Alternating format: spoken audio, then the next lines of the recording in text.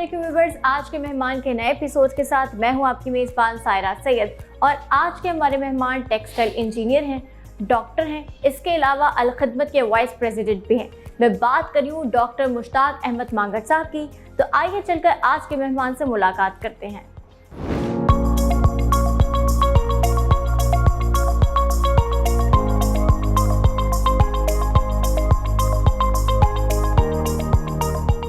السلام علیکم سر، کیسے ہیں آپ؟ میں بالکل ٹھیک ہوں، وعلیکم السلام۔ آپ خیریت سے؟ میں بالکل ٹھیک ٹھاک الحمدللہ۔ سر سب سے پہلے یہ پوچھنا چاہوں گی کہ الخدمت کب سے کام کر رہی ہے اور ابھی تک کیا کیا اچیومنٹس اس نے حاصل کری ہیں؟ بسم اللہ الرحمن الرحیم۔ یہ الخدمت فاؤنڈیشن کا آغاز 1990 میں ہوا تھا، اس کی رجسٹریشن 1990 کی ہے، تو اس لحاظ سے ہمیں کوئی 33 سال ہونے کو ہیں جہاں ہم یہ کام کر رہے ہیں۔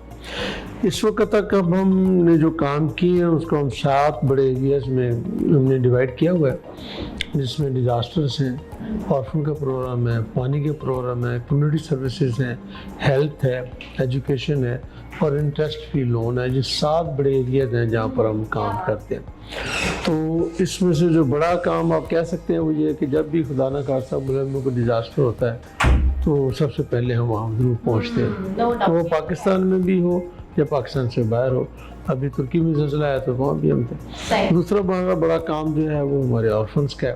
ہم کوئی 21,000 بچوں کی گھروں میں حفاظت کرتے ہیں اور کوئی 21 سے زیادہ جو ہیں وہ ہمارے آرفن ہاؤسز ہیں۔ ابھی کا ہمارا آرفن ہاؤس جو ہے وہ ہمارا ترکی میں بھی ہے، شام کے بچوں کے لیے۔ اس کے بعد ہمارے پانی کے منصوبے ہیں، ہسپتالوں کے 110 سے زیادہ بڑے سینٹرز ہیں، کچھ 300-350 سے زیادہ جو ہے اس وقت ہماری ایمبولینسز کا فلیٹ ہے۔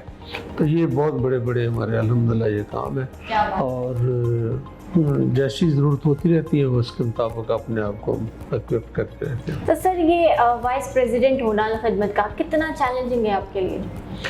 دیکھیے، میں تو ان کی مطلب ایک الخدمت کا بہت بڑا نیٹ ورک ہے، ہمارے کو 150 سے زائد جو ہیں وہ پورے پاکستان میں دفاتر ہیں، اور ہم کوئی 11 ریجنز میں ہم نے اپنے کام کو ڈیوائڈ کیا ہوا ہے۔ تو اور پھر ہمارا کوئی اس وقت 60,000 سے زیادہ ہمارے والنٹیئرس ہیں، تو پروگرامات کی تعداد بھی بہت زیادہ ہے۔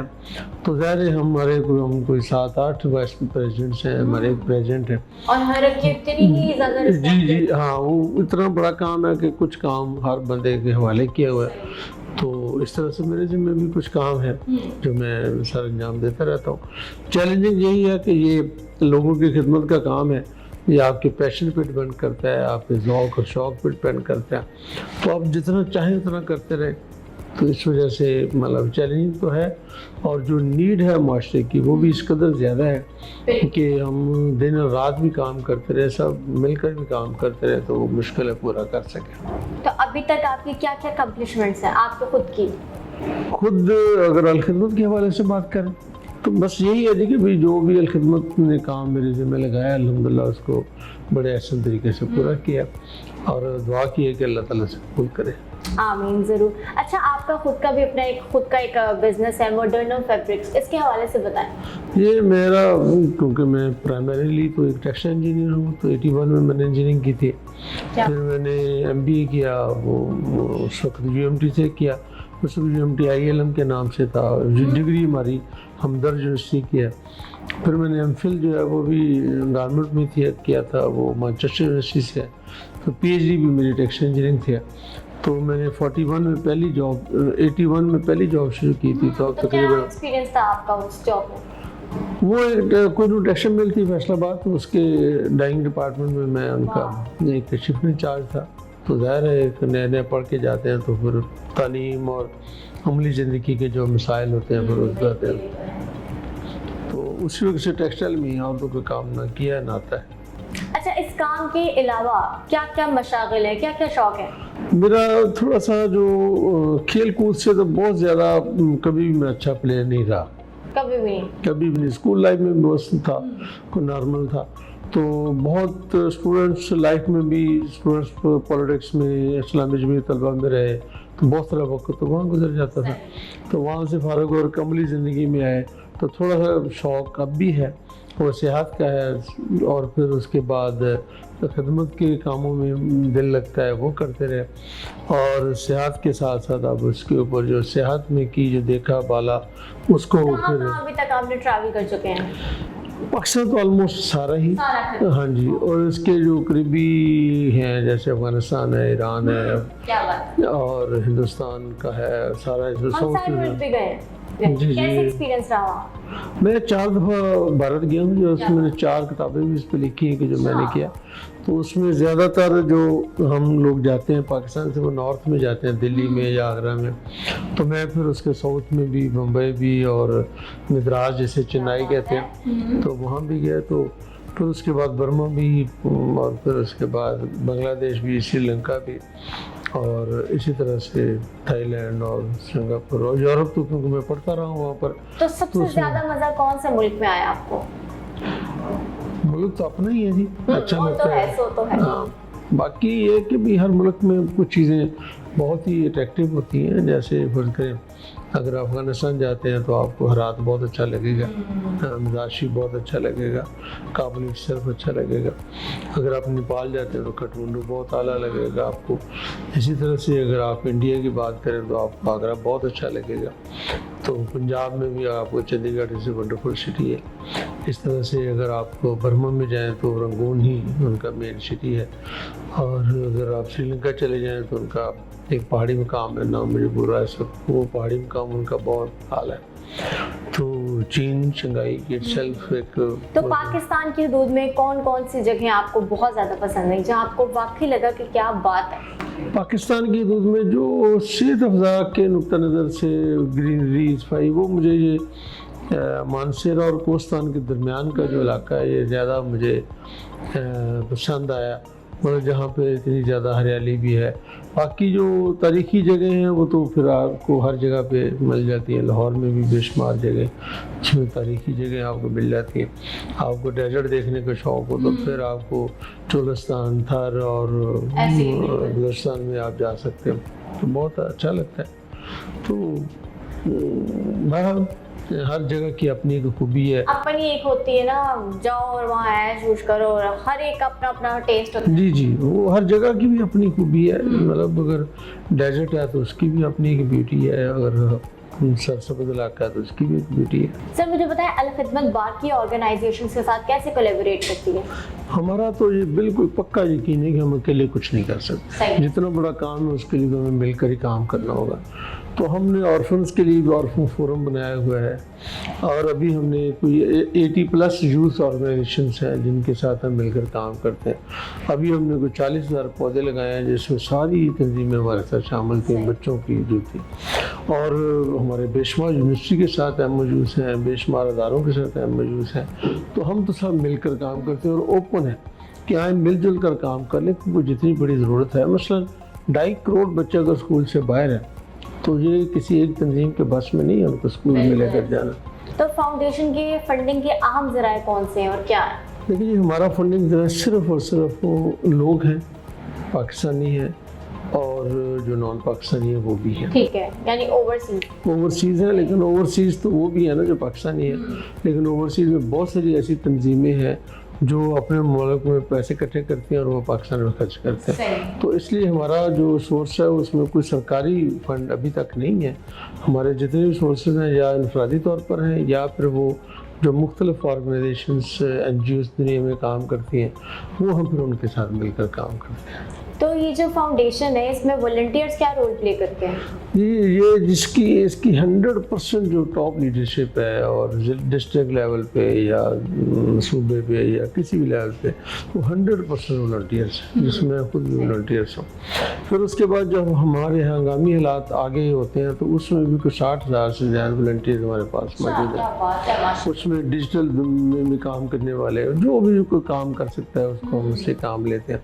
और फिर उसके बाद कुछ 6,000 से ज़्यादा लोग हैं जो हमारे मुख्तलिफ दफातर में बाकायदा काम करते हैं, तो वो भी बहुत काबिल कदर है। ऑलराइट व्यूअर्स, तो बातों का सिलसिला ऐसे जारी रहेगा, लेकिन यहाँ वक्त है ब्रेक का, so don't go anywhere, stay tuned with us.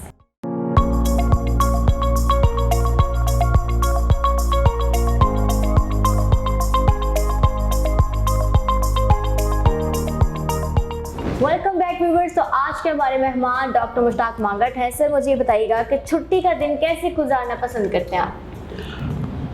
میں چھٹی والے دن اوور بزی ہوتا ہوں. ایک تو میں پوری اور زیادہ بزی ہوتے ہیں روٹین سے ہٹ کر. ہاں جی.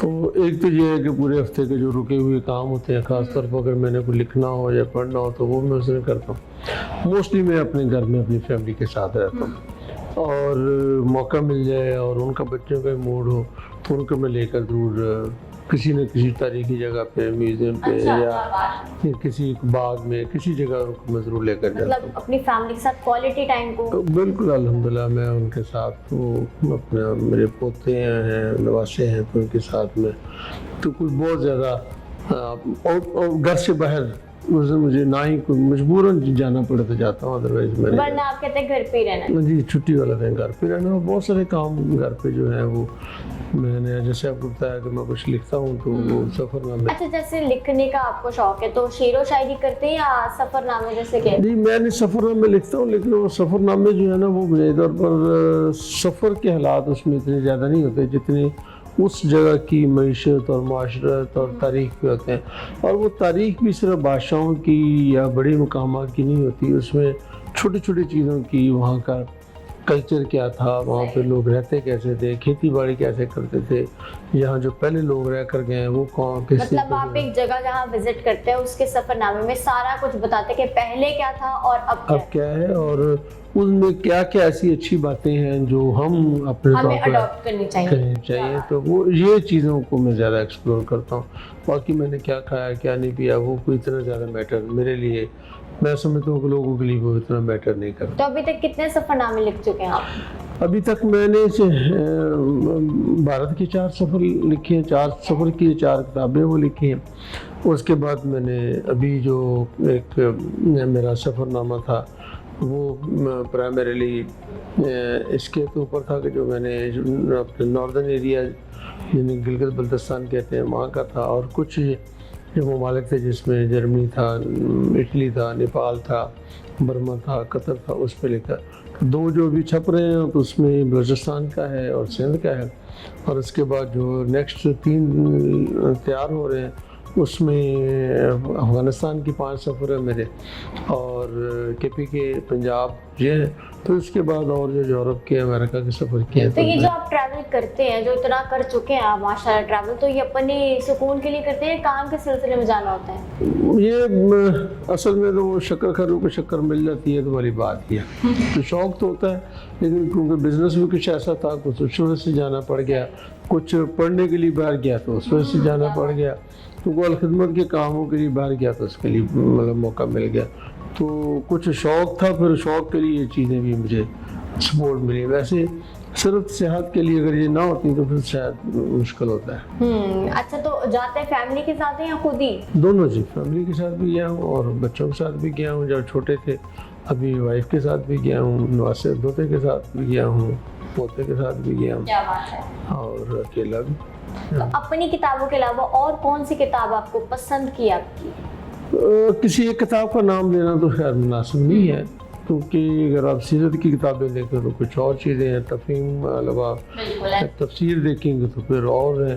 تو کسی ایک کوئی ایسا ادیب میں نہیں کہہ سکتا کہ یہ مجھے وہی بہت پسند ہے. تو بہت ساری چیزیں بہت سارے لوگوں نے اچھی لکھی ہیں, تو جو بھی مطلب ابوالکلام آزاد کی کتابیں بہت اچھی ہیں, مولانا مودودی لہر احمد کی کتابیں بہت اچھی ہیں. اسی طرح سے مجھے ویسا بہت اچھا لکھتے ہیں, اسحاق صاحب بہت اچھا بولتے ہیں. تو یہ وہ لوگ ہیں جو مطلب سفر نامے ہیں, بہت زیادہ پرانے سفر نامے ہیں. مولوی محمد ان کا سفر نامہ بہت اچھا ہے, ابن جریر کیا تھا وہ بہت سفر نامے اچھے ہیں. آٹو بایوگرافی مجھے پسند آٹو بایوگرافی ہیں, تو وہ مطلب بل کلنٹن کی بیوی کی آٹو بایوگرافی تھی. ابھی اس کے بعد ہمارے 3-4 ریٹائر جنرل جو ہوئے ہیں انہوں نے آٹو بایوگرافی لکھی ہے, ایوب کی آٹو بایوگرافی تھی. تو آج کل میں ایک آٹو بایوگرافی پڑھ رہا ہوں, تو وہ اس کا نام عبدالغفور تھا, بعد میں نے دھرمپال رکھا, ہندو بن گیا, پھر وہ مسلمان ہو گئے. تو ان کی وہ داستان غم کافی 1200-1300 صفحات پر ہے, تو وہ میں پڑھ رہا ہوں. تو یہ مطلب اور سفر نامے آپ بیتیاں اپنی جو آٹو بایوگرافیز ہیں, تو اس سے آپ کو بہت کچھ پڑھنے کا سیکھنے کو ملتا ہے. اس میں لائف میں ہمارے کیا مطلب وہی حالات ان لوگوں پہ بھی گزرے جن کی ہم کتابیں پڑھ رہے ہیں. ہاں جی. تو آپ کو لگتا ہے کہ وہ آپ کی زندگی میں مطلب ہماری زندگیوں میں سب کی میں وہ بہت زیادہ جی، تھوڑی سی نہیں ہوتی، بہت زیادہ آپ کو بہت اچھا جاننے کو ملتا ہے کہ لوگوں نے کس طریقے سے کتنے مشکل حالات میں امیر کو سنا ہے، اس کو آپ پڑھ لیں تو وہ اس کے پاس جتنی چیزوں کا علم اس نے سیکھا ہوا تھا، میرا نہیں خیال کہ اس کو بہت زیادہ موقع ملا ہے سیکھنے کا، لیکن اس کی خود بھی چیزیں تھیں جس سے اس نے بہت ساری چیزوں کو خود بھی اپنے طور پہ لکھا بھی، سوچا بھی۔ اچھا سر، آپ ماشاءاللہ سے الخدمت کے ساتھ بھی ایسوسیٹیڈ ہیں اور اپنا خود کا بھی بزنس کریں، تو مجھے بتائیں what are your leadership skills? میں کمپرومائزنگ آدمی ہوں اور ٹیم میں بہت اچھے طریقے سے کام کر سکتا ہوں، اور جو میرے ذمہ کام لگے اس کو میں بالکل فرسٹ پرائرٹی پہ کرتا ہوں، تو کنفرنٹیشن سے پرہیز کرتا ہوں، تو کام کو اہمیت ہے، جو بندے ساتھ کام کر رہے ہیں ان کی ضروریات کو خیال کرنا وہ جو بہت زیادہ اہم ہوتا ہے۔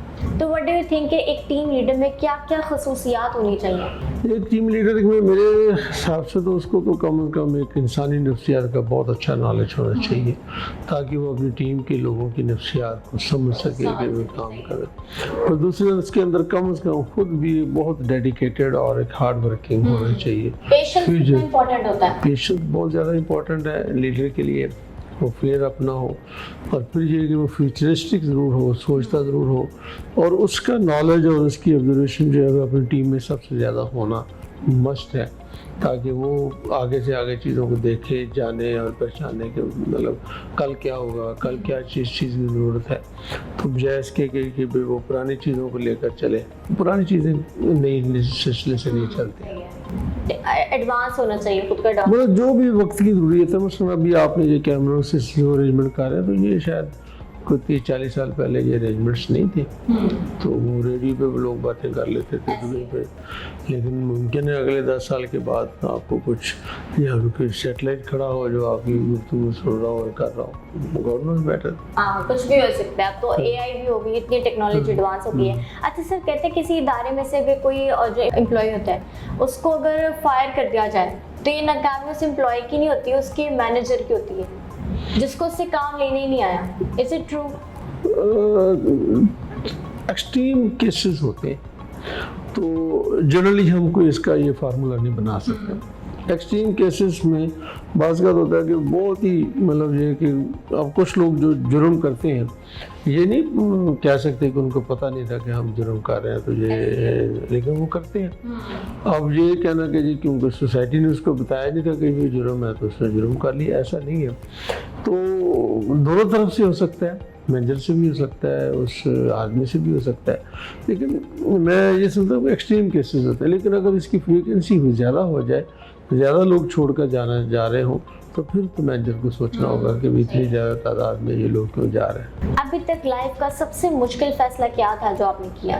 میرا نہیں خیال کوئی کتنا ایسی کوئی چیزیں کوئی بہت زیادہ ہارڈ شپ والا فیصلہ، بس یہی روٹین کی زندگی تھی کہ پڑھے لکھے، نوکری کر لی، نوکری کرتے کرتے کاروبار کا خیال ہوا تو کاروبار شروع کر لیا، ایک دفعہ نہیں ٹھیک ہوا بند کر لیا، پھر کر لیا، پھر کر لیا، کو 3 دفعہ شروع کیا، 3 دفعہ بند کیا، پھر اللہ تعالیٰ نے برکت کی۔ تو میرا اپنا خیال ہے کوئی ایسا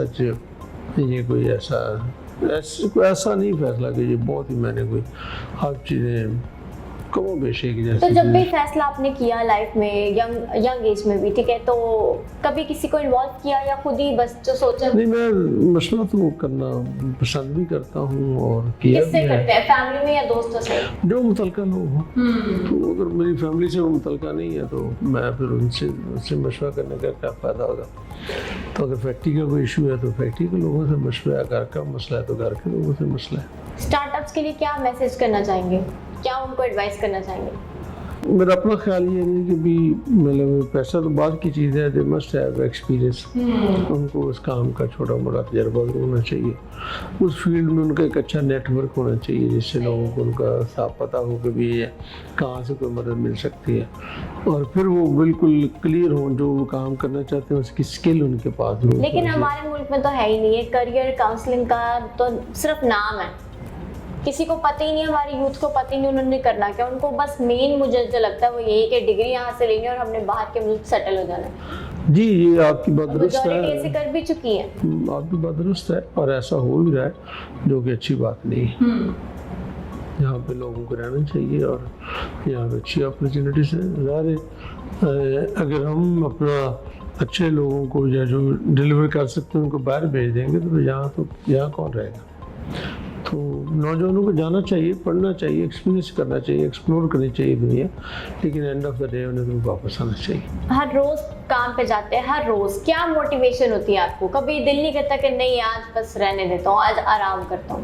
لیکن آپ نے سر پہ کوئی ٹوکرا وزن کا اٹھایا ہوا ہے، فیکٹری ہے، 400 بندہ یہاں پہ کام کرتا ہے، یہاں پہ بے شمار لوگوں سے کمٹمنٹ ہے، خدمت کی کمٹمنٹ ہے، کام کی کمٹمنٹ ہے. تو ظاہر ہے آپ کو وہ کمٹمنٹ پورا کرنے کے لیے گھر سے تو نکلنا پڑتا ہے. تو گھر میں بیٹھ کر پھر کیا کریں گے آپ؟ 2 دن بیٹھ جائیں گے، 4 دن بیٹھ جائیں گے تو پھر آپ کے گھر کی ضروریات ہیں وہ کیسے پوری ہوں گی؟ پھر آپ کا جو اپنا پیشن ہے، جو سوچا ہوا ہے کہ میرے لائف ٹارگیٹ جو ہیں وہ کیسے پورے ہوں؟ گھر بیٹھ کر تو نہیں ہو سکتے. تو اس لیے وہ یہ سوچنے کے لیے کہ مجھے کچھ کرنا ہے اب گھر سے نکلنا پڑتا ہے. اپنے کریئر میں آپ نے ابھی تک جتنا بھی آپ کا لائف کریئر ایکسپیرینس ہے اس میں اپنے شعبے میں ابھی تک کیا کیا چینجنگز دیکھی آپ نے؟ میرا خیال یہی ایک بہت اچھا ہے کہ الحمدللہ میں ایک اپنی ہائیسٹ لیول کی ایجوکیشن حاصل کر لی. دوسرا جہاں بھی میں نے کام کیا ہے اس کی الحمدللہ ایک اچھی پرفارمنس رہی ہے. یہ بھی ہم نے کام کر رہے ہیں تو اللہ کا بے حد شکر ہے کہ یہ بھی ایک الحمدللہ اللہ کا شکر ہے، اس کی نعمت اور اس کی رحمت ہے، نعمت ہے، اس کا احسان ہے. تو اپنے کریئر میں سب سے اہم سبق ابھی تک کیا سیکھا آپ نے؟ میدان سے نہیں بھاگنا چاہیے، میدان سے نہیں بھاگنا، بس گیو اپ نہیں کرنا چاہیے. اسپیڈ سلو ہو جائے، پاز لے لیں، بیٹھ جائیں، لیکن اگر آپ نے ایک میدان سے چلے گئے تو پھر آپ گراؤنڈ میں ہیں تو کھیل سکتے ہیں نا. اگر گراؤنڈ میں نہیں ہے تو پھر آپ گھر بیٹھے تو کوئی آپ کو بال نہیں ہم تو بڑی جلدی ڈی موٹیویٹ ہو جاتے ہیں. جیسے بھی آپ نے بتایا 3 بزنس اسٹارٹ کیے تو وہ لاس میں سارا گیا، لیکن پھر بھی آپ ماشاءاللہ آج جس بھی مقام پہ فائز ہیں، آپ کی موٹیویشن ہی تھی جو آپ کو یہاں تک لے کر. جی الحمدللہ. لیکن ہم لوگ تو ڈی موٹیویٹ ہو جاتے ہیں، کہتے ہیں نہیں بس اس میں نہیں ہونا ہے، کچھ اور کرتے ہیں، کچھ اور سوچتے ہیں. نہیں، میرا خیال کام شروع کرنے سے پہلے بہت غور سے شروع کرنا چاہیے اور پھر اگر آپ سمجھیں کہ ہمیں نو ہاؤ ہونی چاہیے کہ ہم کرنے کیا جا رہا ہے. تو اگر شروع کرتے ہوئے 1000 مرتبہ سوچتے ہیں تو چھوڑتے ہوئے تو 1,00,000 مرتبہ چھوڑنا چاہیے. صحیح، کیا بات ہے. اسی خوبصورت بات کے ساتھ ہم لیتے ہیں ایک چھوٹا سا break. So don't go anywhere, stay tuned with اس.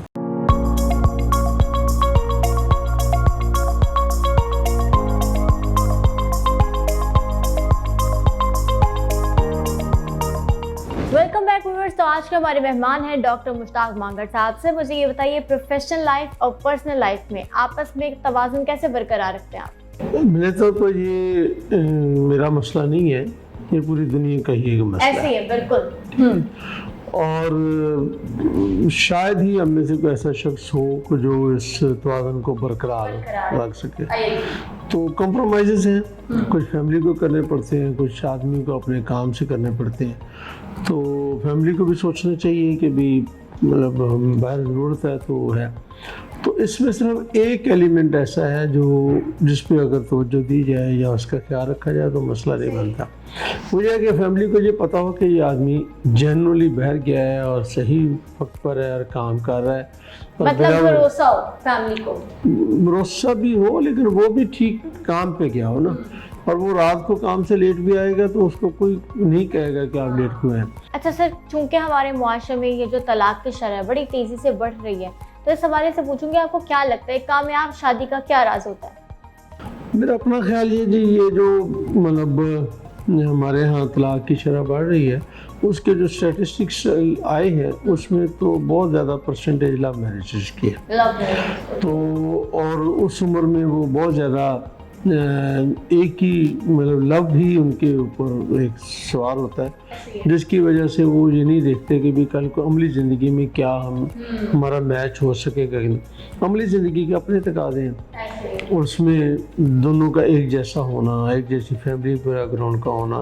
جتنی زیادہ سملیرٹیز ہوں گی اتنی زیادہ وہ ایک اچھی ان کے اندر انڈرسٹینڈنگ ہو سکتی ہے. تو اس وجہ سے میرا اپنا خیال یہ ہے کہ بھی اصل میں ایک فیکٹر تو یہ ہے جو میں نے ابھی آپ سے ذکر کیا.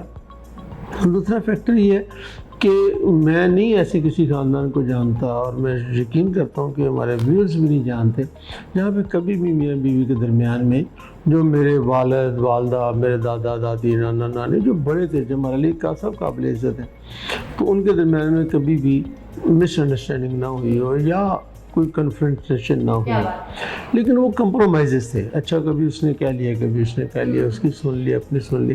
تو یہ جو انانیت کا بت تھا یہ شاید اتنا مضبوط نہیں تھا، جس کی وجہ سے لوگ ایک دوسرے سے کمپرومائزز پہ زندہ رہتے تھے. اب وہ اس چھوٹی سی ایک لڑائی کے لیے وہ جو مطلب ہر چیز کو توڑ دیتے ہیں، اور پھر عمر بھر کا رونا جو ہے وہ گلے پڑ جاتا ہے. سر ملکی حالات کے حوالے سے کیا کہیں گے؟ Are you satisfied? میرا خیال یہ ہے کہ بھی اگر آپ نے کبھی ملکی حالات کی تاریخ پڑھی ہو تو 47 سے لے کر اب تک کے حالات کے اندر کوئی بڑی تبدیلی نہیں آئی. اگر آپ 47 سے مارشل لا کے دور میں 11 سال دیکھیں تو 11 سال میں ہم کو 10 وزیر اعظم بدل لیے تھے، اسمبلی ہماری ٹوٹ گئی تھی، ہمارے مارشل لا ہمارا لگ گیا تھا. پھر 58 سے لے کر 68 تک 10 سال کا وہ بھی ایک مارشل ہاؤس میں جنگ. پھر اس کے بعد ضیاء خان کی حکومت، سول مارشل ایڈمنسٹریٹر، پھر وہ بنگلہ دیش کا بن جانا، پھر وہ 77 میں یہ نیشنلائزیشن، مزدور موومنٹ، پھر اس کے بعد مارشل لا، اور پھر اس کے بعد افغانستان کی جنگ. وہ اس سے ہم فارغ ہوئے. پھر 5 سال میں ہم نے 4 حکومتیں بدل دیں، 2.5 سال کا ٹائم نہیں دیا. تو اب میں یہ سمجھتا ہوں کہ بھی کم از کم اتنی زیادہ مار کھانے کے بعد سب لوگوں کو سمجھ آ گئی کہ بھی یہ کوئی طریقہ کار نہیں ہے. اب ہمیں کچھ نہ کچھ مل بیٹھ کر سوچنا ہوگا، اور اپنی لینگویج کو بھی ٹھیک کرنا ہوگا، اپنے ایٹیٹیوڈ کو بھی ٹھیک کرنا ہوگا، اور نئی نسل بھی اب معاف کرنے کو تیار نہیں ہے. اچھا سر یہ بتائیں، الخدمت فی الحال اب کون سے نئے پروجیکٹس پہ کام کر رہی ہے؟ ابھی ہم نے جو اس سال کا ہمارا نیا پروجیکٹ ہے وہ تو یہ کہ بھی ہم جو بڑے پروجیکٹس میں سے ہیں تو یہ کہ ہم ایک 10 لاکھ لوگوں کو والنٹیئرس کی ایک بہت ڈیڈیکیٹڈ ٹیم تیار کرنا چاہتے ہیں، جو ہائیلی اسکلفل ہو، اور وہ جو ڈیڈیکیٹڈ ہو، آنیسٹ ہو، اور لائل ہو ملک کے ساتھ، اور ملک کی کے لیے ایک بہتر HR ثابت ہو، ہیومن ریسورس ثابت ہو، اور ہم اس ملک کی اچھی خدمت کریں. یہ ایک بڑا پروجیکٹ جو ابھی ہم نے کیا. پھر اس کے علاوہ بہت چھوٹے چھوٹے ہمارے پروجیکٹس بھی ہیں، نئے ہاسپٹل بھی بن رہے ہیں، نئے اسکول بھی بن رہے ہیں، نئے بلڈنگس بھی ہم لے رہے ہیں، اور اس کے ساتھ ساتھ آرفنیج کے اندر بھی اضافہ، آغوش میں بھی اضافہ ہو رہا ہے. ہمارے جو آرفن بچے ہیں ان کی تعداد میں بھی ہم اضافہ کر رہے ہیں. وہ گریجولی 25 سے 50% تک ہمارا ایک انکریز جو چیزیں ہیں وہ ہوتی رہتی ہیں. اچھا سر آپ نے بتایا کہ آپ کو سفر ناموں لکھنے کا بڑا شوق ہے، اور آپ نے لکھے بھی ہیں متعدد، تو شعر و شاعری کا شوق رکھتے ہیں آپ؟ نہیں، بالکل بھی نہیں، میں بس سننے سنانے کی حد تک ہے، وہ بھی بہت زیادہ نہیں ہے، تو اس کی کوئی خاص وجہ بھی نہیں ہے، لیکن کوئی بہت زیادہ شوق بھی نہیں ہے. کوئی مووی ڈرامہ فلم دیکھتے ہیں؟ ڈاکومنٹری میں کچھ زیادہ دیکھتا ہوں، اور جو مووی اگر کسی کو تاریخی موضوع پر ہو تو وہ زیادہ ہے. تو یہ رومانٹک مووی، اور نفرت تو نہیں کہہ سکتا، لیکن یہ کہ بھی وہ میرے نزدیک شاید میں تھوڑا زیادہ آبجیکٹیوٹی پہ قائل ہوں، تو وہ زیادہ مجھے اس میں سے میں سمجھتا ہوں کہ مجھے اس میں سے کیا ملا ہے. اچھا فیوریٹ فوڈ کیا ہے جو آپ کہیں کہ بس ایسے چٹکی بجاؤ حاضر ہو جائے؟ آج تک نہیں کہا، کبھی بھی نہیں؟ کبھی نہیں، زندگی بھر میں کبھی اپنی ماں کو، بہن تمہاری تھی نہیں، بیٹی کو یا وائف کو یا گھر میں اور کسی کو کبھی نہیں یہ کہا کہ آج یہ پکانا ہے، اور کبھی یہ نہیں کہا کہ یہ کیوں پکایا، اور کبھی یہ نہیں کہا کہ یہ میں نے نہیں کھانا. بس صبر شکر سے کھا لیا جو بھی تھا. صبر شکر جی، اللہ کا شکر ادا کریں کہ آپ کو کھانا مل گیا ہے، میز پہ بیٹھے اب گھر گئے ہیں تو کسی نے سارا دن گرمی میں پکایا ہے، کسی نے خریدا ہے تو اس کو بنایا ہے، پکایا ہے، آپ کے سامنے رکھا ہے. اور کتنے ارب لوگ ہیں جن کے پاس کھانا نہیں ہے. تو میں نہیں سمجھتا کہ میرا کوئی چوائس نہیں ہے. پسندیدہ رنگ کون سا آپ کا؟ یہ وقت کے ساتھ بدلا ہے. مطلب مجھے جو اسکول لائف میں یاد ہے کہ وہ تھا کہ میں لائٹ بلو میں پہنتا رہا، تو پھر اس کے بعد مجھے لگا کہ کسی وقت میرے کو لائٹ براؤن جو ہے وہ مجھے اچھا لگا. تو اب جو میں شلوار قمیض کے لیے وہ میں وائٹ ہی پہنتا ہوں، اور اگر پینٹ شرٹ پہنوں تو پھر نیوی بلو یا بلیک ٹراؤزر ہے، اور لائٹ بلو کلر کی شرٹ ہے. اور سب سے پسند کا موسم کون سا آپ کا؟ مجھے تو سچی بات یہ ہے کہ بھی بہت شدید گرمی لگتی ہے اور شدید سردی لگتی ہے نا بہت، تو اس وجہ سے لیکن اب کیونکہ یہ اے سی ہے تو اب اے سی آپ کو موسم تو آپ کو ایک جیسے ہی ہے، ایک دس یہ آپ گرمی میں 25-26 ہے تو اللہ کا شکر ہے، لیکن یہ کہ ڈیفینیٹلی ہر علاقے میں جہاں آپ جاتے ہیں تو وہاں کے حساب سے بھی آپ کو موسم اگر فرق کریں، آپ کراچی میں ہیں تو کراچی کی مطلب جو ایوننگ ہے حیدرآباد کی کراچی کی وہ بہت خوبصورت ہوتی ہے، ہوا چلتی ہے۔ اگر آپ پنجاب کے ریتلی علاقوں میں ہیں تو آپ کو مارننگ بہت اچھی لگے گی، کسی بھی موسم میں ہو، گرمی ہو سردی ہو تو آپ کو مارننگ میں، اگر پہاڑی علاقوں میں جائیں تو آپ کو دوپہر بہت اچھی لگے گی۔ تو یہ تھوڑا سا آپ میں سمجھتا ہوں کہ ہر ایریے میں کوئی مختلف اوقات میں آپ کو کوئی چیز دن کی اچھی لگتی ہے۔ تو میوزک کا شوق رکھتے ہیں؟ میوزک ایسا یہ جو بہت لاؤڈ میوزک ہے وہ تو میں سمجھتا ہوں کہ شاید انسانی صحت کے لیے بہت زیادہ نہیں ہے، تو باقی یہ بہت لائٹ قسم کی غزل یا خاص طور پر کلاسک ساؤنڈ ہوتا ہے، کلاسک یا بہت زیادہ یہ جو ہمارے صوفیانہ کلام ہے تو اس میں ہو جائے یا مطلب بہت زیادہ، تو مجھے تھوڑی سی اس میں میں بہت شوقین نہیں ہوں، اور آپ سمجھیں کہ بھی بہت مائنر سا میرا اس میں شوق ہے، کیونکہ مجھے اس میں جو چیز غزلوں میں باقی جو لگتی ہے وہ شاید یہ ہماری اردو جتنی بھی شاعری ہے ناول ہے وہ ساری اداسی کی ہے، تو اس میں تو جتنا کو زیادہ رویا ہے اتنا ہی وہ اچھا جو ہے نا وہ شاعر بنا ہے۔ اور یہ جو ہمارے صوفیہ کرام کی شاعری ہے اس کے اندر یہ ہے کہ وہ دنیا چھوڑ دیں، باقی بس صرف وہ بات کریں، تو میں یہ سمجھتا ہوں کہ وہ کیونکہ میری طبیعت میں شاید یہ چیزیں نہیں ہیں۔ کوئی فیوریٹ سنگر؟ نہیں، میرا خیال کوئی ایسا کوئی مطلب جتنے اردو والے ہیں انہوں تو سوائے غزلیں گانے کے اور اس میں اداسی پھیلانے کے مطلب اور کچھ نہیں کیا، تو سچی بات یہ ہے کہ میں مطلب انہوں نے بہت اچھا کام کیا لیکن میری اپنی وہ پسند میں نہیں آتے۔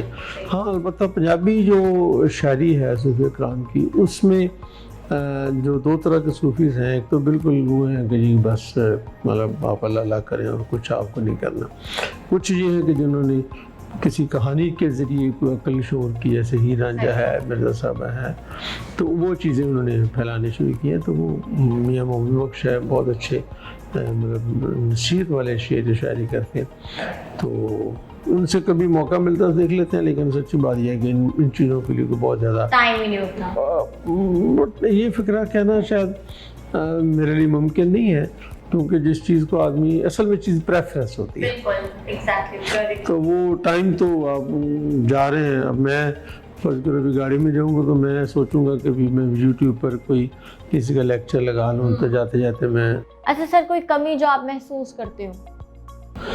بہت کچھ اور ہو سکتا تھا، بہت ساری زندگی کے ایسے فیزز ہیں جس میں شاید وقت ضائع ہوا ہے، تو یہ تو نہیں میں کہتا کہ بھی مطلب جو کیا ہے وہ رد کرنے والا ہے، جو کیا ہے وہ بھی بہت اچھا، اس میں بھی مطمئن ہے، اس میں مطمئن ہے، لیکن میرا اپنا خیال یہ ہے کہ اس سے زیادہ کچھ ہو سکتا تھا۔ کوئی ریگریٹ جو آپ کو ہو؟ بہت ہے، بہت زیادہ ہے، بہت زندگی میں بے شمار ایسے مطلب ایسی غلطیاں ہوئی ہیں، ایسے لوگوں کے ساتھ معاملات ہوئے ہیں جس میں یہ چیزیں تو موجود ہیں، اب وہ مطلب کوئی کسی کو پتہ ہے کسی کو نہیں پتہ، باقی جو رب کے ساتھ معاملہ ہے وہ آپ کے رب کے ساتھ ہی کرنا چاہیے، ان کو اگر کوئی ایسا جرم ہو بھی گیا ہے تو اس کو لوگوں کو اس پہ گواہ نہیں بنانا چاہیے، تو اللہ معاف کرنے والا ہے، کر دے گا، اس سے معافی مانگتے ہیں۔ کوئی چیز جس کے بغیر آپ رہ نہ سکتے ہو؟ میرا خیال کتاب ہی ہے، کتاب، اس کے بغیر نہیں رہ سکتے؟ بہت مشکل ہے، مطلب یہ کہ اگر کوئی پڑھنا لکھنے والا کام نہ ہو